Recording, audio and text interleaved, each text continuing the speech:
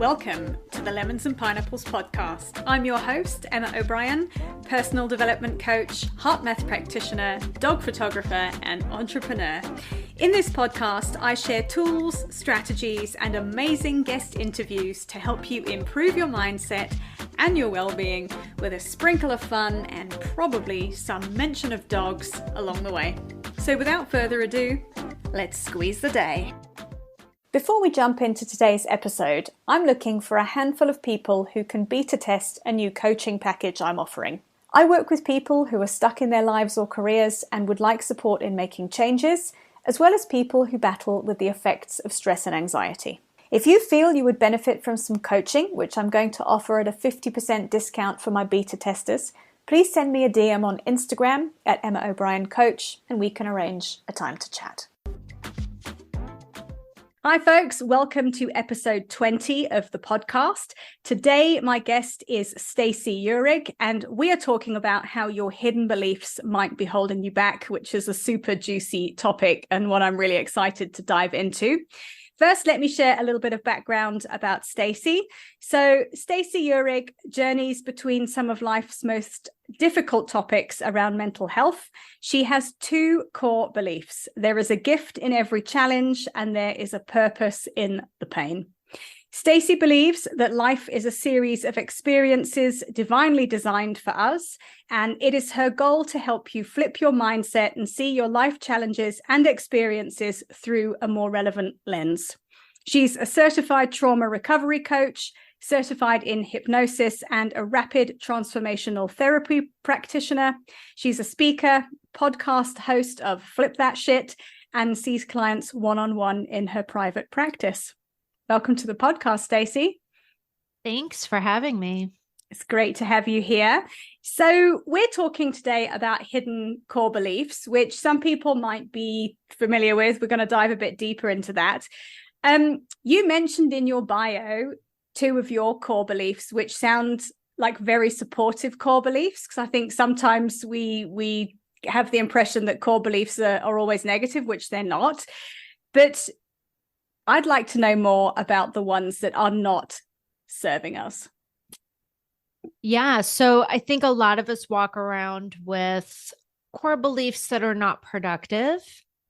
You know, what's interesting about them is at some point in life, they probably were productive. At some point in life, they were adaptive, and they were probably created in order to navigate the landscape of whatever environment they were growing up in. Okay. And that's great. And I actually had a short recently on YouTube that somebody commented on because I said, if you're a people pleaser, did you start as a parent pleaser? And somebody commented and said, yes. And I needed to in order to avoid being thrown against a wall. And what I commented back was, that was brilliant. The brilliant mind of your younger self that came up with the idea that people pleasing in this moment is going to keep me safe was very adaptive and very bright. However, when we continue with that core belief, when the environment no longer is threatening and it's not relevant anymore, that's where we find ourselves stuck. Mm-hmm. Because in that particular case, when we see these extreme cases of people pleasing, there's a lack of boundary setting and there's a deprioritizing of our own needs that leads to a lot of burnout, right? Mm. So a lot of the things that let me back up. Core beliefs basically are a set of ways that you see yourself, others, and the world around you. Right? So whatever experience you had at a younger time, usually before you're 7, 8, 9, 10 years old, you start to form the way that you see yourself in the world, you see others in the world, and you see the world in general. And that's the lens that you continue to see life through in adulthood unless you reframe them. Yeah. Right. Yeah. It's so interesting. It's so interesting that you bring up people pleasing, because I think often we have things come into our world just at the right time. And actually in the last week, I have been confronted with my own people pleasing beliefs. And mine don't come from trauma, but obviously they come from childhood somewhere. And I have had 3 different scenarios in a row in the last week where I have had to say no to people because it's crossed a boundary. I haven't wanted to do something. I haven't been able to do something.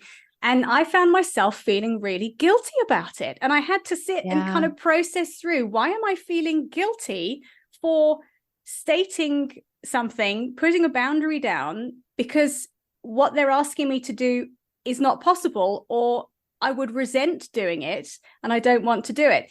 And interestingly, I've just been reading Gabor Mate's latest book, When the Body Says No. And there's a piece in there at the end. He talks about if you're faced with the options of guilt or resentment, always pick the guilt for doing something that's, setting a boundary, always pick the guilt, because the guilt is an indication that you've actually stepped up for yourself. And when you sit resenting doing something because for somebody, because you feel you have to, it's a slippery slope to go down. It really is. And it's interesting. I just want to take a moment to comment on something that you said, because this is a really big part of what I do. So you said, oh, I don't know where the people pleasing in me came from. It probably wasn't a trauma. One of my biggest missions is to educate people on what trauma really is, because people think trauma is what I call the 3 A's: acts of aggression, acts of violence, acts of abuse, right? And those things can be traumatic events, but trauma is never the event, ever. Trauma is anything that leaves us feeling unsafe, unseen, insignificant, unimportant. It leads us to believe and see through that lens that we're not enough or not worthy of. So trauma is never the event. Trauma is really the interpretation that we make and how we experience the event that continues to live in our mind, body, and psyche, right? So you didn't have to have a quote unquote trauma, or what people will now call a big T trauma. Like you see it and oh, that's going to be an issue, right? It could have been anything that left you feeling that showing up in my full authentic self is not in my best interest, because if I do, people may not like it, or people may not like me, or I might lose a connection. And we're so hardwired as humans for connection. It feels like such a threat to our being that we'll shapeshift in order to feel that, like avoid that feeling. Yeah. So again, the trauma doesn't have to be this big lightning storm of pain. It's any kind of wound. That's the origin of that word, right? It's any kind of wound. And it's very wounding for us to feel like we don't belong and that we're shape-shifting in order to quote unquote fit in.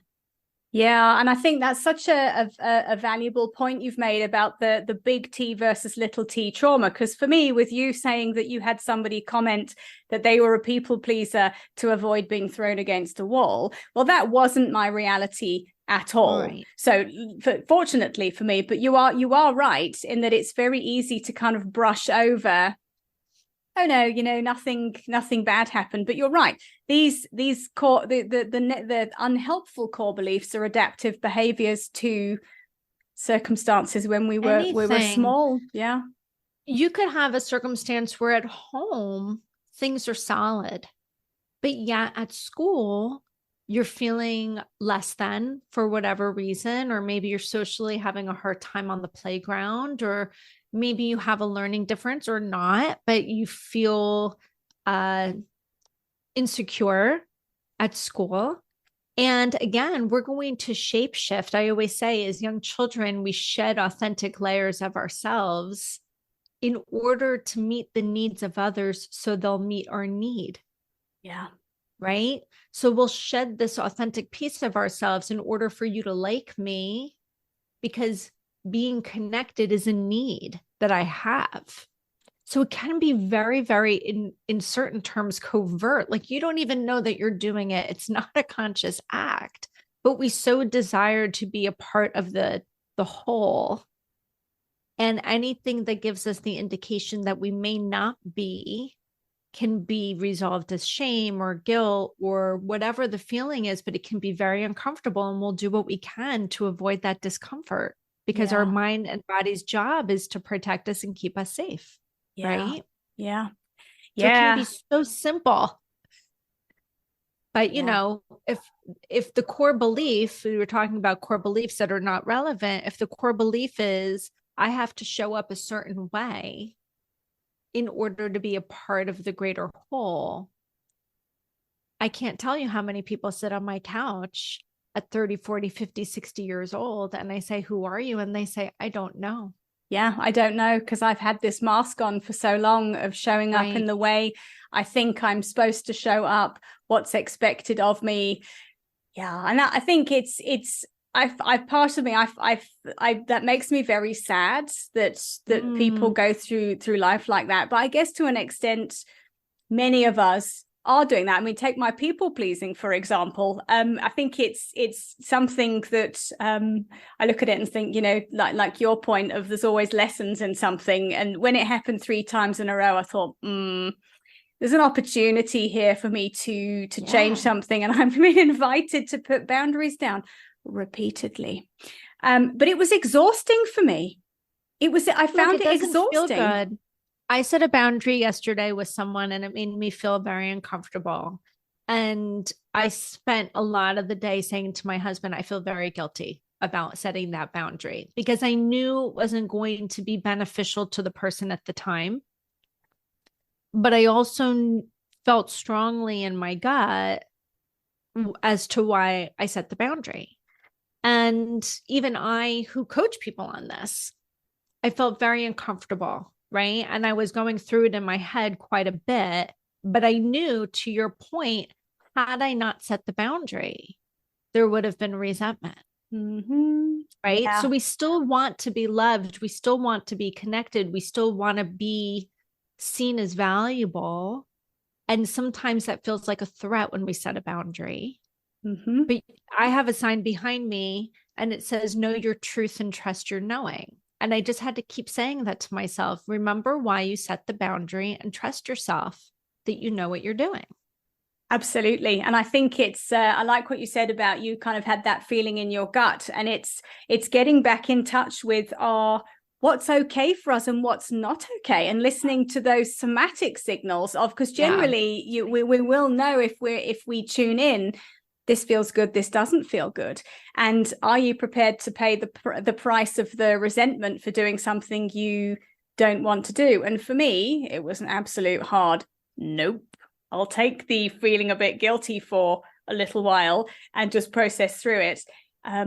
Because I know future Emma will not thank past Emma for saying yes to this. Yeah. Yeah. I mean, I do think, and I don't work with just women, but I work primarily with women. It is a really big piece of what keeps people so stuck. It's this not feeling like they have the ability to say no, not prioritizing their own needs, constantly overextending to make sure everybody else is happy, but then you're left kind of like a shell of yourself. Yeah, and and I think a lot of people listening will relate to that. And Yeah. it is no way to continue to live your life unless you want to be deeply unhappy and probably unwell at some point. Mm-hmm. Mm-hmm. Following on from that, for anybody who is listening, who is hearing this and thinking, this sounds like it's relevant, but I don't know what my core beliefs are. How does one go about identifying these unhelpful core beliefs? How do they show up for people? That's a really, really good question. So funny enough, like I have lists upon lists, like I have laminated sheets sitting right in front of me that are kind of like sets of universal core beliefs. And they're not things I created. They're things that I've taken from other practitioners, one of which is Byron Katie. She's brilliant. She has that right on her website for free for anybody to download. I think a good way, if someone's not working with a coach, a good way for somebody to identify what their core beliefs are is to question why they're doing what they're doing. right? So I kind of, to help people start to identify core beliefs, sometimes if I don't have those sheets in front of me, which is very rare, I'll sit down and say, okay, well, let's lay out where you're stuck. Give me a recent circumstance that didn't play out your way. And they'll say, oh, I got this horrible text, blah, blah, blah, blah, blah. Okay. And how did you feel in that moment? And they'll share with me. And I'll always say, okay, you can't have a feeling without a thought. So what were the thoughts that were generating that feeling? And they'll tell me the thoughts. And I said, for most people, this is where the model stops, right? They say circumstance, thought, feeling, action, outcome. This is a very standard, universal, global model.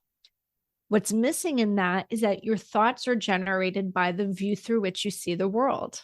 Your thoughts are generated through your lens, which is that set of core beliefs that you set. So, what is the core belief that is triggering that thought? And that's really where the work starts, because they start to realize, oh my gosh, the thought is, I don't want that person to be mad at me. And the core belief is, I should be liked by everyone, or whatever it is that comes up. But, you know, if someone's not working with a coach, a really great way for them to figure that out is to put themselves through this very standard model. What happened? What's the circumstance? How did I feel about it? What thought generated that feeling? And what is it that I believe that generated that thought? That's where you can start to learn how to pull out and kind of tease out what your core beliefs are. But there's a lot of, you could Google like universal core beliefs, and I'll give somebody a sheet with 100 and they'll start to highlight or check off and they go, oh my goodness. You know, and for some people, it could just be as simple as safety is not available to me. Happiness is not available to me. Being liked is not available to me, or it is. Some people will say safety is absolutely available to me. That's why you can have 2 or 3 or multiple people in the same event, the same circumstance, and feel very, very differently about it and react very differently. Yet we look around and we judge people when they don't react the same way we did, but we're not taking into account that they had a whole lived experience before they were 18, before they came to you. And by the way, even siblings can be in the same household with the same structure, with the same environment, interpret it very differently, experience it very differently, and walk away with very, very different core beliefs. It's not right or wrong. It just is. Yeah, and I think that's just so brilliant what you've said, because it's I did the Martha Beck Wayfinder coach training, and we were taught, we did some of the Byron Katie work. We were taught the work to work through dismantling beliefs, and that circumstances, thoughts, feelings, actions model. But you are correct that core beliefs, the lens through which you view the circumstance, is the missing piece from that. And I think that is just, it's just such an interesting and valid point to start to look at, of why do I feel a particular way about this circumstance? Right. And so what I've learned to do, this is why I got trained under Marissa Peer in rapid transformational therapy, because I can't tell you how many times somebody would sit either across from me in a Zoom session or on my couch saying, I just wish I understood why I see it that way, or why I see myself this way, or why everybody thinks I'm X, but I believe I'm Y. Yeah. And I just thought, oh my gosh, well, if I could crack that wide open, I mean, how healing and transformative would that be for the person? So this is why I use and I offer the tool of hypnosis to my clients, because all of our core beliefs are rooted in our subconscious. Yeah. Right. So it's like this machine running, whispering in the background, silent, but it navigates 90% of what we believe. So if I can help them see it for themselves and gain that clarity for it themselves while they're under a hypnosis session, because they'll see it and gain that clarity, it is very, very empowering for them. Yeah, and I think that's the thing we forget. We are driven mostly by our subconscious. So for somebody who hasn't got access to to come and see a coach and to do the hypnosis work, what would be the first step for someone who's listening and is working through this and saying, I am viewing the world through a lens of, let's take an example of a recent coaching client I had, the world isn't a safe place. What would be the first step to start to I guess dismantle and rebuild or reframe that belief into something more helpful? I think the first step is always radical awareness, right? That's what I say. Radical awareness, step one, is just being open to the idea that this is actually based on a core belief, and it is something I created brilliantly at a time when I needed it, at a time where I was probably under the age of 12 years old, and it was relevant then, but it's not relevant now. Getting awareness of that is key. The second step is gaining radical acceptance. Radical acceptance is I chose that belief and I can choose a different one. And I can break this one. I can reframe this one and I can choose different. And by the way, different is available to me. Right? Yeah. So those two things are huge steps. And then the third, oh my gosh. I mean, I'm almost 52 years old. I started therapy when I was 15. Okay. So when I was 15 in 1986, we didn't have the resources we have now. Right? The only way for me to learn anything was to go to a library and open up a book or an encyclopedia. That was it. Now we've got the internet, we have podcasts, we have ebooks, we have YouTube. There's so much no cost resource. There's an abundance of low cost resource. And there's absolutely, I can't imagine how different my life would have been if I had those resources available to me and I could have started doing the work on my own. Even a great book, like I have this great workbook behind me from Nicole LaPera, who's known as the holistic psychologist. That's her Instagram handle.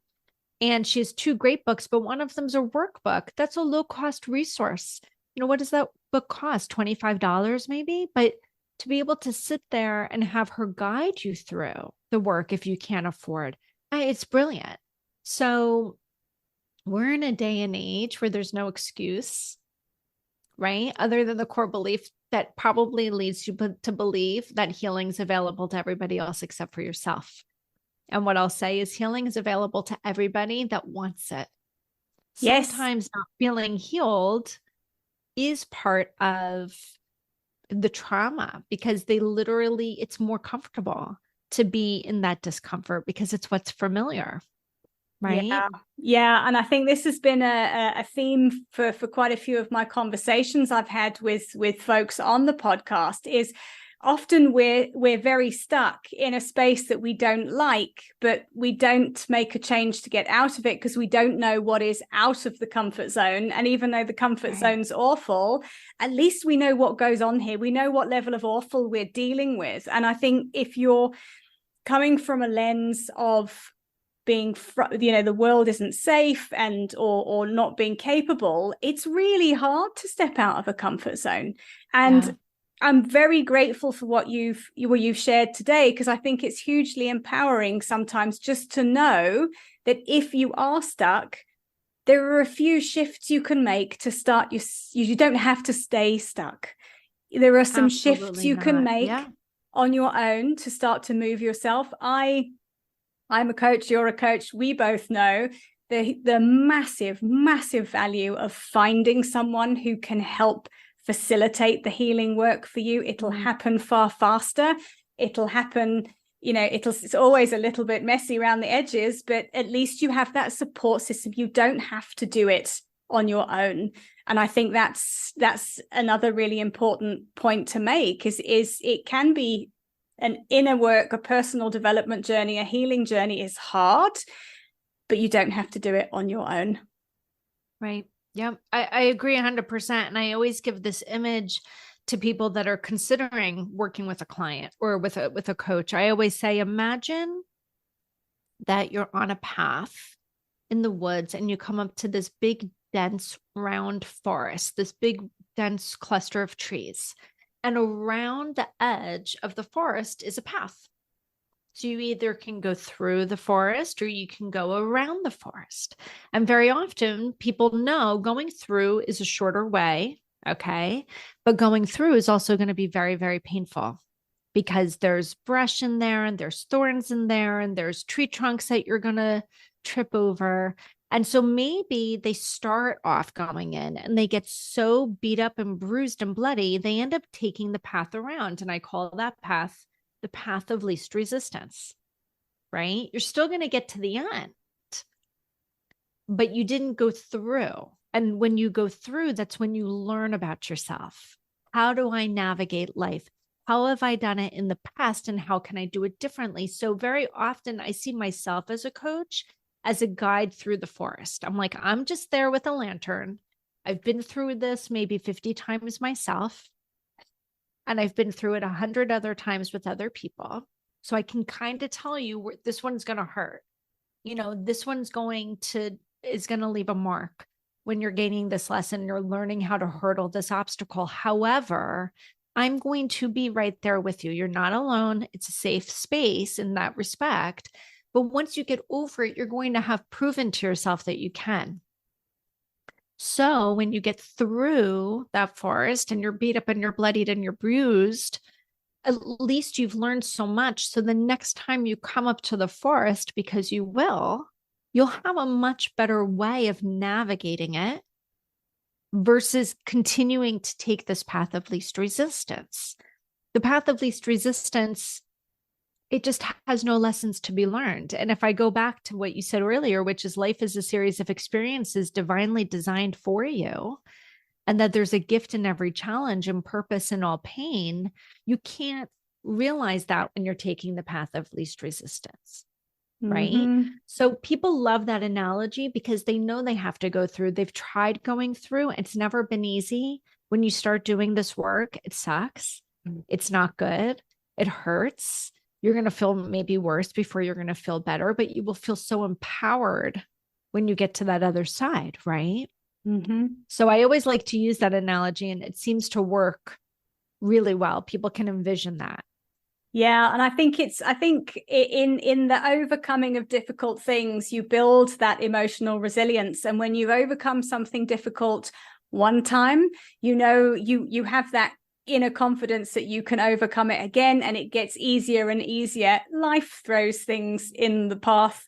It's life. That's the human experience. You'll have a smooth patch and then a bumpy patch. As you were giving the analogy of the forest, I was remembering my daughter had a book called We're Going on a Bear Hunt that we used to read when she was small. And there was the kind of little chorus in there is, oh no, a big scary forest. We can't go over it. We can't go around it. We can't go under it. We've got to go through it. And I think it's something that stuck with me throughout. She's nearly 20 now, but it stuck with me because it's just so true of our difficult life experiences and challenging things that happen. It is easy to try and avoid them, but I've also found from my experience, when you avoid something, it just shows up in a different outfit. It really does. And I always say, you can avoid it as much as you want, but the more you avoid it, the more the universe, God, whatever it is you believe in, is going to start hit you over the head with a 2x4 piece of wood. Like, you got to get this lesson, and that's why people will say, oh my gosh, I don't know what I did in another lifetime, but this one has been so challenging. And I kind of think to myself, I've had a very challenging life. And I think, well, gosh, I must have been given a lot of opportunity to learn a lot of lessons at other times. And I just didn't grab it. And I feel like in this particular lifetime, I'm getting a lot of them finally, and sometimes that's just the purpose of life, is to gain the lessons and to not only hold them to yourself, but to share them with other people. Yeah. And I think when you've been through difficult things, it equips you really brilliantly to be able to support and help other people through them as well. And I think that's part of why we do the work that we do, because it's when you've been through challenging things, you can help guide other people along the way. So Stacey, this has been a really, really great conversation. Thank you so much for your time and for sharing your knowledge and your wisdom today. Could you let people know where they can find you? If people want to connect with you, where can they find you online? Yeah, I mean, my website is flipyourmindset.com. And I have a bunch of great information there, but really I use my Instagram platform as like an educational tool. So the best way that somebody can really just start to watch and learn, right? So this is one of those no cost resources, is just follow me on Instagram, and it's my name, Stacey Uhrig, which I'm sure you'll have right in the show notes. And yeah, I would say that those are going to be the best two places to start. Amazing. Thank you very much. I'll pop those in the show notes. People can connect with you and find you and have a look at your resources and see what you're sharing on Instagram. I know you're very active on Instagram, so they can go and connect with you there. Stacey, thank you again for being here today. Thank you so much. I really enjoyed it. And thanks, folks, for listening. I will see you on the next episode. Bye for now. Thank you for listening to today's episode. If you've enjoyed it, please share with your friends and be sure to leave me a 5-star rating and review, especially if you're listening on Apple Podcasts. To find out more about my one-on-one coaching, please visit my website, which is emmaobriencoach.com. And remember, folks, when life gives you lemons, you can always choose another fruit. See you next time.